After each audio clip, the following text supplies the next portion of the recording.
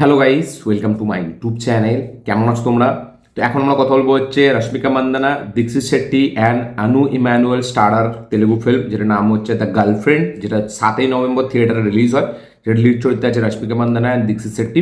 এই ফিল্মটার ডিরেক্টরের নাম হচ্ছে আমাদের রাহুল রবীন্দ্রন, যে একজন বেসিক্যালি একজন অ্যাক্টর তেলেগুর, ঠিক আছে, যাকে আপনারা প্রচুর সিনেমায় দেখেছেন এবং এই সিনেমাতেও সে একটা প্রিন্সিপালের চরিত্রে অভিনয় করেছে।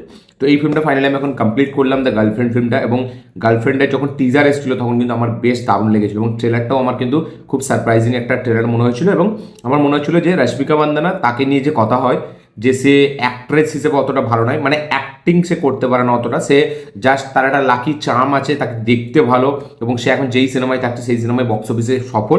তো সেই হিসাবে তাকে এত ফিল্মে কাস্ট করা হচ্ছে এবং সে কাইন্ড অফ একটু হার্ড ওয়ার্কার। বাট সে অ্যাজ অ্যান অ্যাক্টার সে কিন্তু মানে খুব একজন ব্যাপক একজন অভিনেতা না, ঠিক আছে, অভিনেত্রী না, ঠিক আছে, যার কারণে তাকে বিশাল হেভি লেভেলে কনসিডার করা হবে। তো এইরকম একটা টাইপ অফ একটা লোকের চিন্তা ভাবনা ছিল। বাট এই ফিল্মটা যখন টিজার আসে সেটা অনেকটা পাল্টে দেয় এবং সবাই মনে করেছিল যে এই ফিল্মটার মাধ্যম দিয়ে রশ্মিকা মান্দানা নিজেকে প্রমাণ করবে। তো এই ফিল্মটা আমি ফাইনালি দেখলাম এবং সত্যিই কি রশ্মিকা পারলো নিজেকে প্রমাণ করতে, এবং সত্যিই কি এই ফিল্মটা একটা দারুণ পারফরমেন্স এই ফিল্মটাতে সে দিল, এবং ফিল্মটা হলো কেমন সেইটা নিয়ে এই ভিডিওর মধ্যে কথা হবে। তো চলো ভিডিওটা শুরু করা যাক। তো কেমন হলো দ্য গার্লফ্রেন্ড? এক লাইনে যদি আমি এই ফিল্মটা রিভিউ করি, আমার এই ফিল্মটা খুবই একটা বিলো অ্যাভারেজ ফিল্ম মনে হয়েছে।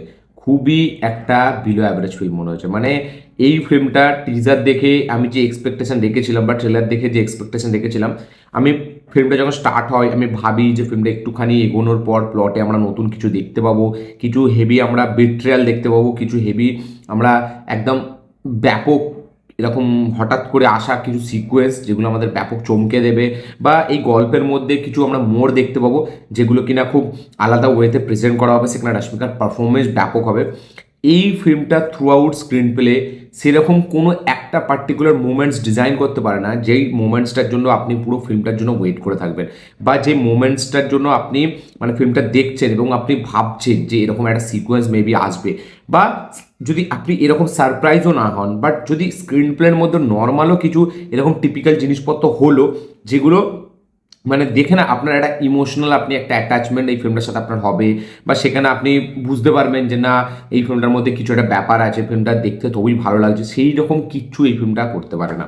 এই ফিল্মটার এক লাইনে যেটা মুদ্রা হচ্ছে সে সোশ্যাল মেসেজ, সেটা হচ্ছে মেয়েদের ইন্ডিপেন্ডেন্স। ইয়েস, মেয়েরা ইন্ডিপেন্ডেন্টভাবে থাকতে চায়, বাট ছেলেদের যে মাইন্ডসেট সেটা কতটা মানে অ্যাকচুয়ালিতে সবাইকে বলছে না ডিরেক্টর, বাট অধিকাংশ ছেলেদের বা লোকেদের মাইন্ডসেট এটাই হয় যে একটা মেয়েকে তাকে বন্দি করে রাখা, বিয়ে সংসার, ঠিক আছে, সেইগুলোতেই তাকে রেখে দেওয়া, তার কোনো নিজস্ব কোনো স্বপ্ন নেই, তার নিজস্ব কোনো ড্রিম বা নিজস্ব কিছু করার মতো কিছু থাকে না, শুধু বিয়ে করলে ছেলে মেয়ে জন্ম দিলেই তাদের লাইফটার শুধু এতটুকুই মাইনে, এতটুকুই তাদের মানে তাদের জীবনের একটা লক্ষ্য।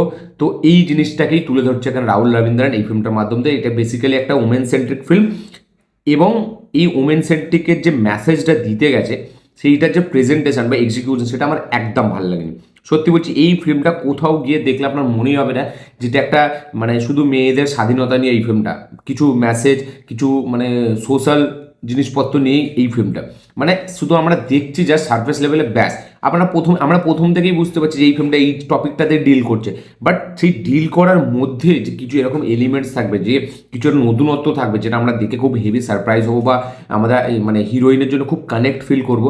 এখানে ডেফিনেটলি রশ্মিকা মান্দানা অন্যান্য ফিল্মে যেরকম পারফরমেন্স দেয় তার থেকে ফার বেটার পারফরমেন্স এখানে দিয়েছে।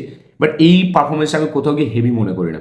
এখানে আপনি রশ্মিকা মান্দানাকে দেখবেন যখন সে ইমোশনাল সিকোয়েন্স আসছে, বা তার যখন ডায়লগ বলার না আপনার কেন অড লাগবে যেন রশ্মিকা ডায়লগ বলতে পারছে না, এবং মানে তার মানে অ্যাক্টিংটা যেন মানে ধরে রাখা আছে এরকম মনে হচ্ছে, মানে সে যেন খুলে আসতে পারছে না, এরকম টাইপ অফ একটা ফিলিং আমার মনে হয়েছে। কারণ তার পারফরমেন্স আমার কোথাও গিয়ে এখানে আপ টু দ্য মার্ক মনে হয়নি। হ্যাঁ, ডেফিনেটলি সে সিকান্দার, পুষ্পা বা আমাদের অ্যানিম্যাল, বা আমাদের রিসেন্ট টাইমে তার যে কটা বড় বড় সাকসেসফুল ফিল্ম আছে ছাবা টাবা ধরে নিয়ে, তার থেকে ফার বেটার এটা তার পারফরমেন্স আমার দেখে মনে হয়েছে। এবং যেহেতু সেইটা মেন লিড চরিত্রে, তো তাকে তো পারফরমেন্স দিতেই হতো, সেটা ঠিক আছে। বাট এইখানে কিন্তু এর জায়গায় আমি বলে দিচ্ছি যদি রুক্মিণী বাসান থাকতো বা আলিয়া ভাট থাকতো বা এখানে আমাদের সাই পল্লবী থাকতো, এর থেকে ফার ফার বেটার পারফরমেন্স তারা দিয়ে দিত। মানে এই ফিল্মটায় যেহেতু ডিরেক্টরের ইন্টেনশন খুব ভালো ছিল যে একটা ওমেন সেন্ট্রিক ফিল্ম বানাবে, তাতে এরকম কিছু কাইন্ড অফ সোশ্যাল মেসেজ থাকবে, যেই মেসেজগুলো আমাদের সবারই দেখা, সবারই জানা, বাট এক্সিকিউশন, প্রেজেন্টেশন, অ্যাপ্রোচের মাধ্যম দিয়ে কিছু নতুনত্ব আমরা দেখতে পাবো। বাট এইখানে কিন্তু সেটা করতে পারে না, এবং তার জন্যই এবং যেটুকু পারফরমেন্সের স্কোপ এখানে রেখেছিল ডিরেক্টর, রাইটিংটা যেভাবে করেছে ক্যারেক্টারটা রাশ্মিকা মান্দানার, এর জায়গায় যদি কোনো অভিনেত্রী অন্য হতো, আমি বলে দিচ্ছি এই ফিল্মটা সে পুল অফ করে দিত। মানে এখানে যথেষ্ট স্কোপ ছিল পারফরমেন্স দেওয়ার জন্য। এখানে রাশ্মিকাকে আমার ইনোসেন্ট চরিত্রে খুব ভালো লেগেছে, বাট যখন সে ইমোশনাল হচ্ছে, যখন সে রেগে যাচ্ছে, এই যে ক্লাইম্যাক্সের যে সিকোয়েন্সটা, সেটা কোনো ইম্প্যাক্টই ফেলতে পারে না রাশ্মিকা মান্দানা। তার পারফরমেন্সের জন্য সেই জিনিসটা ফুটে উঠে আসেই না। মানে যখন সে বলছে যে যখন আমি সেক্স করেছি তখন শুধু আমার একারই কেন প্রবলেম, একারই কেন আমি লজ্জা থাকবো, ও তো একটা ছেলে, ও তো একটা লজ্জা হওয়া দরকার। বা সেখানে যখন ওই আমরা দেখছি দীক্ষিত শেট্টি ক্যারেক্টারটাকে যেভাবে সে করছে, মানে সেখানে না খুব একটা মনে হচ্ছে খুলে আসছে না, মনে হচ্ছে খুব একটা পারফরমেন্সটা খুব ধরে রাখা, খুব লিমিটেড একটা মনে হচ্ছে, যেটা আমার মনে হয় খুলে আসে। ফিল্মটার টপিকটা জেনুইনলি ভালো এবং ভালো, এই সময় দাঁড়িয়ে এরকম টপিক ভালো, বাট তার যে প্রেজেন্টেশন হবে, তার যে আইডিয়া, যে স্টোরি টেলিংটা হবে, তার মধ্যে যে নতুনত্ব, তার মধ্যে যেরকম মোমেন্টস থাকবে, কিছু সিকোয়েন্স এমন ডিজাইন থাকবে যেগুলোতে মানে যেমন আমরা হোম বাউন্ডে যদি আপনি রিসেন্ট এক্সাম্পল দেখেন, হোম বাউন্ডে তো আমাদের একটা সোশ্যাল মেসেজের ফিল্ম, সেখানে ঈশান খাট্টারকে আমরা দেখতে পাচ্ছি তাকে কাইন্ড অফ দেশদ্রোহী বলা হচ্ছে, সে যে মুসলিম সেটার উপরে আঙুল তোলা হচ্ছে একটা ক্রিকেট ম্যাচ থেকে শুরু করে। বা এখানে যদি ভিশাল জেটওয়ার কথা বলি, তাকে যেভাবে কাস্টিজমের জন্য সে যেভাবে প্রবলেমে পড়ছে, এবং তার যে মানে কি বলছে, সে যখন ওইসব সিকোয়েন্স যখন পারফরমেন্স দিচ্ছে, আপনারা দেখলে বুঝতে পারবেন তাদের পারফরমেন্সটা কতটা জেনুইন, কতটা অথেন্টিক, এবং তারা ফাটিয়ে রেখে দেবে এরকম পারফরমেন্স তারা দিতে পারছে। এবং সেইটা কিন্তু মানে আপনি অ্যাজ এ অডিয়েন্স আপনি সেটা ফিল করতে পারছেন তাদের ক্যারেক্টারটার জন্য। বাট এখানে রাশ্মিকা যেটা করেছে সেটা আর 4-5টা নর্মাল যে কোনো অভিনেত্রী করে দিত। আমি তো বলবো এই ফিল্মটা শুধু রাশ্মিকাকে নেওয়া হয়েছে যেহেতু তার একটা ফেস ভ্যালু আছে এবং রিসেন্ট টাইমে তার ট্র্যাক রেকর্ড খুব ভালো, যার কারণে তাকে নিয়েছে। আমি বলবো এইটাকে যদি রুক্মিণী বাসানকে দিত এই ফিল্মটায়, সে ফার বেটার পারফরমেন্স দেখিয়ে দিত। বা এখানে আর অন্য যে কোনো অ্যাক্ট্রেসকে নিয়ে যদি করতো ফিল্মটা, আমি বলে দিচ্ছি এখানে যে একজন সাইড অ্যাক্ট্রেস আছে যার নাম হচ্ছে আনু ইমানুয়েল, যাকে আপনারা আল্লু অর্জুনের সাথে এই ফিল্মটা দেখেছেন না পেরু সুরিয়া বলে, সুরিয়াতে সোলজারে, সেই যে নায়িকাটা, তার এখানে তাকে যে রোলটা দেওয়া হয়েছে, তার যে ক্যারেক্টারটা, তার ক্যারেক্টারটাকে যেভাবে লেখা হয়েছে, তাতে সে যা পারফরমেন্স দিচ্ছে আমার মনে হচ্ছে রাশ্মিকার থেকে ফার বেটার। মানে তাকে খুব কিউট, খুব মিষ্টি, এবং সে খুব সাপোর্টিভ। মানে সে যে একটা সাপোর্টিভ যে বান্ধবী, সেটা না তাকে দেখলে মনে হচ্ছে, তাকে দেখলে আপনি ফিল করতে পারছেন সে যে ভালো চায়। বাট এখানে রাশ্মিকা থ্রু আউট ফিল্ম সে যেন ডায়লগস বলতে পারছে না, তাকে দেখলে আপনি বুঝবেন তার জন্য কোনো কথা নেই। এবং আমি মানছি কবির সিংয়ে যেরকম আমাদের প্রীতির যে ক্যারেক্টারটা ছিল, এই ক্যারেক্টারটা সেরকমই। বাট যখন তার ইমোশনাল যে অ্যাঙ্গারটা যখন বেরোচ্ছে, সে যখন ফাটছে ভেতর থেকে, তখনের যে পারফরমেন্স সেটা আমার খুব লিমিটেড, সেটা খুব ধরে রেখেছে মনে হচ্ছে, সেটা যেন মানে দিতে পারছে না রাশ্মিকা মান্দানা, সেরকম মনে হচ্ছে। যখন তার মধ্যে যে সে আউটরেজটা যখন বেরোবে, যখন সে লাভার মতো ফাটছে, তখন যে সিকোয়েন্সটা তার মধ্যে যে এইখানে দরকার আলিয়া ভাট, মানে এইসব সিকোয়েন্সে আলিয়া ভাট জাস্ট ফাটিয়ে রেখে দেবে। মানে সে এইসব সিকোয়েন্সে ব্যাপক, বা সাই পল্লবী, এদের কাউকে দরকার। মানে এখানে রাশ্মিকা, আমি ডেফিনেটলি আবারও বলছি যে তার বাকি রিসেন্ট টাইমে যতগুলো ফিল্ম আছে তার থেকে ফার বেটার পারফরমেন্স রাশ্মিকা এখানে দিয়েছে। বাট এটা রাশ্মিকার কোথাও গিয়ে বেস্ট কাজ না। এবং এই ফিল্মটা মানে মেন টপিকটা যখন বলছে, সেটা আমরা বুঝতে পারছি যে কী হতে চলেছে, মানে একটা টাইমে বুঝতে পারছি, বাট তারপর আনপ্রেডিক্টেবল হয়ে যাচ্ছে। মানে এমন না যে পুরোটা আপনি ধরে ফেলছেন যে কী হতে চলেছে ক্লাইম্যাক্সটা, বাট আমি যেটা ভাবছিলাম সেটা অন্য হয়েছে। বাট একটা টাইমে যখন গল্পটা একটু এগিয়ে যাচ্ছে, যখন ফার্স্ট হাফটা হয়ে, তখন আপনি বুঝতে পেরে যাচ্ছেন যে যখন অ্যাকচুয়ালিতে এখানে এই যে হিরো, তার যে মায়ের ক্যারেক্টারটা যখন এন্ট্রি হচ্ছে, তখন থেকে আপনি গল্পটা ধরে ফেলছেন যে লাস্টে কী হতে চলেছে। এখানে নায়িকা আমাদের কী করতে চলেছে, নায়িকা কী করতে চায়, এবং এখানে হিরোর কী প্ল্যান, সেটা আপনি বুঝতে পেরে যাবেন। বাট তার আগে পর্যন্ত গল্পটাকে যেভাবে সেট আপ করলো, যেভাবে মানে নিয়ে যাবো, এতটা টাইম নিয়ে নিচ্ছে, আপনি ভাববেন, আপনি কনফিউজ থাকবেন যে সিনেমাটা আমাকে দেখাতে কী চাইছে। মানে কখন আমরা দেখতে পাচ্ছি যে তাদের মধ্যে রাশমিকা একটা জিনিস চিন্তা করছে, বাট তারপরে আবার সেটা সে ভুলে যাচ্ছে, আবার অন্য কিছু হচ্ছে। তো আমার অনেকটা কনফিউজড স্টোরি টেলিং মনে হয়েছে, আমার অনেকটা কনফিউজড স্ক্রিন প্লে মনে হয়েছে। তো আমি বুঝতেই পারছি না যে ফিল্মটা অ্যাকচুয়ালি দেখাতে কী চাইছে। বাট যখন থেকে মায়ের ক্যারেক্টারটা এন্ট্রি হলো, তখন আমি বুঝতে পারলাম যে ফিল্মটা অ্যাকচুয়ালি কী দেখাতে চাইছে। হ্যাঁ, ফিল্মটা প্রথম থেকে আপনি বুঝতে পেরে যাবেন যে মেয়েদের একটা ইন্ডিপেন্ডেন্স নিয়ে ব্যাপার আছে, এবং তার সাথে সাথে যে একটা ছোটো জায়গা থেকে উঠে আসে একটা মেয়ে, যে একটা নর্মাল পরিবার থেকে বড় হয়েছে, আর বাবা তাকে অনেক কষ্ট করে মানুষ করছে, সে যখন একটা এত বড় কলেজে যাচ্ছে, এত বড় একটা জায়গায় যাচ্ছে, তো সেইখানে সে বাকি সবার সাথে কীভাবে মিলে, তো এই যে বললাম যে ইনোসেন্ট যে ক্যারেক্টারটা প্লে করেছে এখানে রাশমিকা, সেটা কিন্তু তাতে কিন্তু সে ফাটাফাটি, তাকে দেখলে মনে হয় যে সে একটা ছোটো জায়গা থেকে এসছে, সে কলেজে নতুন, তার বন্ধু হচ্ছে, এবং তার একটা এমন একটা বন্ধুকে দেখানো হয় যে খুব তাকে হেল্প করে, এবং কলেজের যে লাইফটা দেখানো হচ্ছে যে কলেজে আমরা এরকম টিপিক্যাল হয়, এটা কিন্তু রিয়েল, এটা কিন্তু বাস্তব থেকে দেখিয়েছে, এবং সেই পোর্শনগুলো ডেফিনেটলি ভালো। বাট ফিল্মটার যে গল্পটা মুদ্রাটা যেটা দেখাতে যাচ্ছে সেইটার মধ্যে না কোথাও মানে সেখানে পারফরমেন্স অনেকটা লিমিটেড, সেখানে পারফরমেন্স ধরে রাখতে পারে না, এবং সেই গল্পটাই যেতে প্রথম থেকে তার আগে যে বিল্ড আপ যে একটা দেওয়া হবে, যখন পে অফটা আসবে তখন আমরা খুব খুশি হয়ে যাবো, খুব মজা পাবো, সেই আগের বিল্ড আপটা কোথাও গিয়ে হেভি হয় না।